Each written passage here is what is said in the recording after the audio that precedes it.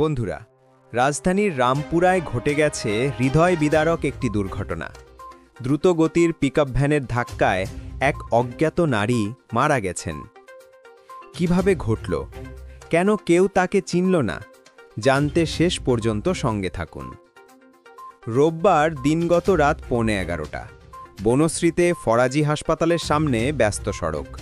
প্রতিদিনের মতো মানুষজন হাঁটছে, গাড়ি চলাচল করছে।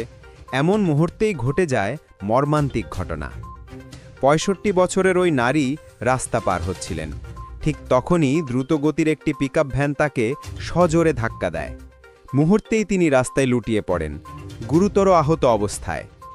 পথচারী হাসান বলেন, আমরা ঘটনাস্থলে ছুটে যাই, দ্রুত তাকে ঢাকা মেডিকেলে নিয়ে যাই, কিন্তু চিকিৎসক জানান তিনি আর বেঁচে নেই।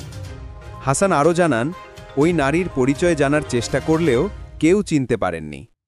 ঢামেক পুলিশ ক্যাম্পের ইনচার্জ ফারুক নিশ্চিত করেছেন, নারীটি মারা গেছেন।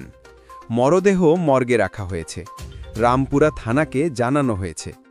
এদিকে দুর্ঘটনা কবলিত পিকআপ ভ্যান ও চালক পুলিশ হেফাজতে রয়েছে।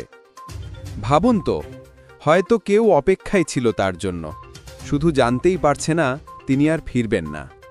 পরিচয়হীন মৃত্যু, এ যেন আরও বড় কষ্ট। দ্রুতগতি, অসাবধানতা, সড়কে দৌড় এক সেকেন্ডেই কারো জীবন কেড়ে নিতে পারে। তাই সড়কে সবাই সচেতন থাকুন, ড্রাইভারও, পথচারীও। আপনারা কি মনে করেন, রাস্তায় স্পিড মনিটরিং কঠোর হওয়া উচিত? জেব্রা ক্রসিং ও ফুটওভার ব্রিজ বাধ্যতামূলক করা উচিত? কমেন্টে লিখুন, জীবন সবার আগে। বন্ধুরা, এমন গুরুত্বপূর্ণ খবর মানুষের জানা দরকার, তাই এখনই এই ভিডিওটিতে লাইক দিন, আপনার মতামত কমেন্ট করুন, বন্ধুদের সঙ্গে শেয়ার করুন, আর